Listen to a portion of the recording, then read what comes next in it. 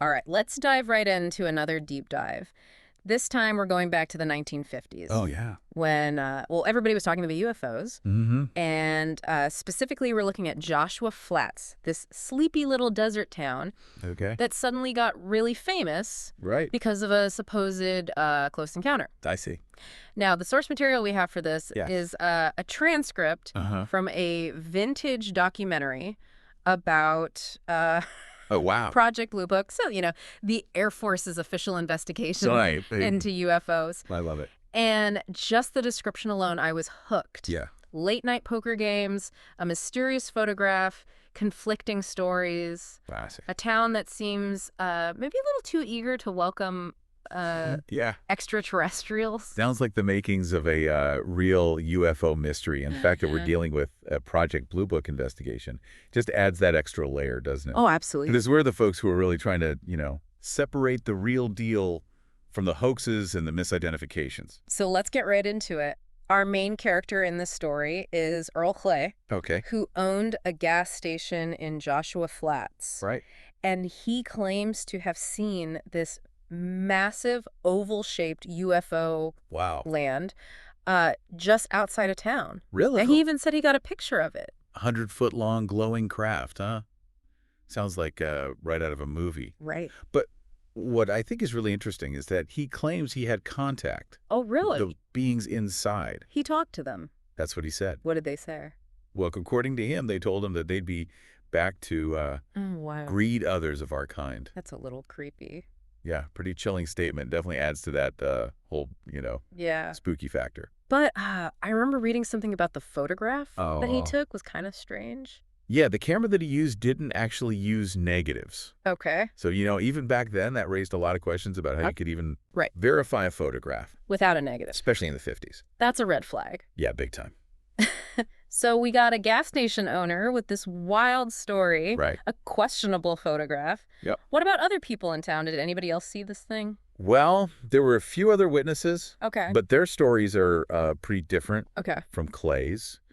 George Lott, he owned the motel. Mm-hmm. He said he saw these mysterious lights kind of dancing in the sky, Mm-hmm. but he didn't see anything land. Okay.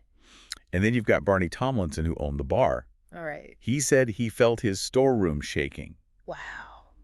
but he didn't actually see a UFO. So one guy's saying direct contact, one guy's seeing lights, Yeah. one guy's just feeling vibrations. Right? It's like eyewitness testimony gone wrong. Yeah, it's like a game of telephone, Yeah. where every time the story's retold, it changes just a little bit. That's true. But there is a pattern here that I think is worth noting. Okay. I'm all ears. So the most dramatic accounts, the ones where people say they saw the UFO land, Okay. those came from, people who stood to make money from a UFO tourism boom. Okay. Clay with his gas station, Walt with his motel, Mm-hmm. even a town councilman who claimed to have seen it. So they all had a reason to want to make Joshua Flats Right. a UFO destination. Exactly. Makes you wonder if maybe they were influenced by, dollar signs in their eyes. Yeah, I mean, that's where Major Gatlin and Sergeant Fitz come in, Who were they? our Project Bluebook investigators. Yeah. And they were starting to get suspicious. Well, yeah, I mean, With good reason, I think. conflicting stories, questionable photos, financial gain. It all sounds like a It does. potential hoax. Yeah. So what did these investigators do? Well, they started digging deeper into the details of that night. Okay. And that's where things get really interesting. Oh, boy. Yeah. So they found out that there was this weekly poker game in town. And wouldn't you know it, it had ended early Oh, really? on the night of the supposed landing. So nobody else was around to see it except these poker players? Yeah, that seemed a little Yeah, convenient. convenient, right? Yeah, like no insomniacs, no night owls, no, truckers passing through. Right, exactly. No dogs barking at the lights in the sky. It's like, the story was almost too perfect, Too perfect. too carefully put together. Yeah. And then there's this other detail Okay. that really got their attention. Okay, what's that? The waitress at the bar. Helen Ramirez. That's right. What about her? You mentioned her before. Well, she lived right near the spot where Clay said the UFO landed. Okay. But the investigators never talked to her. They didn't. That's weird. Yeah, it is, right? You think she'd be one of the first people they'd want to talk to? You would think. But nope. They never interviewed her. So why not? Did they just forget? Well, that's the million-dollar question, isn't it? Was it just an oversight or was it something more? Right. Did they maybe avoid her on purpose? Because they thought she'd say something that would... Yeah, I mean, think about it. Yeah.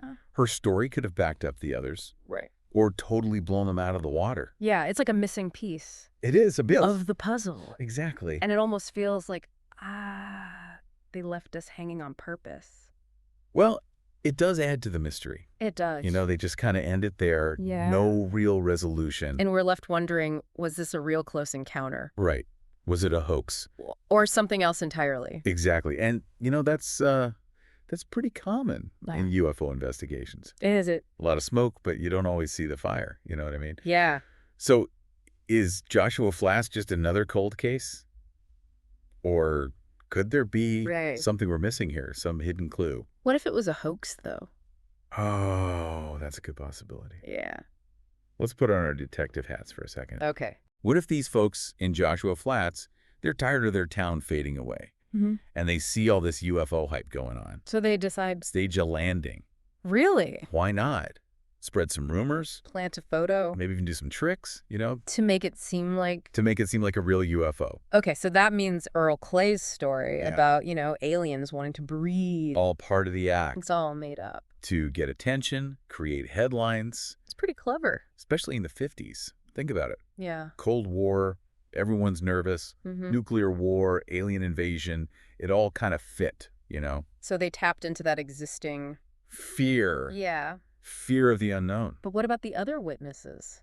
The lights, the shaking. Yeah. Well, you got to remember, people's memories can be unreliable. Oh, absolutely. Especially when they're excited or scared. Right. Maybe they got caught up in the rumors, started to believe they saw something. So part trickery. Yeah. Part imagination. And don't forget social proof.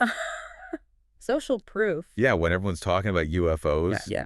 Sharing these wild stories. Makes it easy to start doubting yourself. Right. Like maybe you did see something. Yeah, even if you didn't. Exactly. Then you add in the potential to make some money. Oh, yeah. Sleepy Town becomes a tourist trap. UFO hotspot. People flock into the gas station, the motel, the bar. Yeah, everybody wins. Well, except for the truth. Maybe. So it could have been real. It could. Could have been a hoax. It could have. Maybe a little bit of both.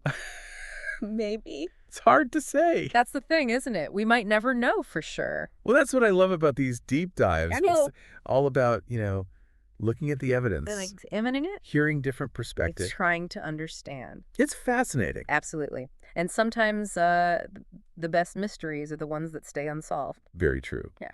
But let's say, just for fun, we were those Project Bluebook guys. Okay. What could we have done differently, you know, to really get to the bottom of this? Oh, well, first things first. We got to find Helen Ramirez. Right. She's the key. Yeah.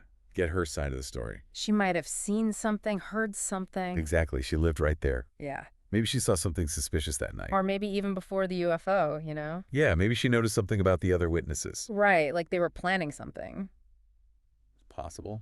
It's amazing how one missing witness can change the whole thing. Oh, yeah. It's all about perspective. And we can't just focus on that poker game. Right. There's a whole town out there. The rest of Joshua Flats. Talk to the store clerks, the night shift workers. The people driving through. Anybody. Anybody who might have been out that night. Yeah, maybe somebody saw something they didn't even think was important. Exactly. Little detail. Right. And then there's the whole social side of things. Oh, that's always important. You know, were there any rivalries, grudges? Yeah, who had a reason to lie?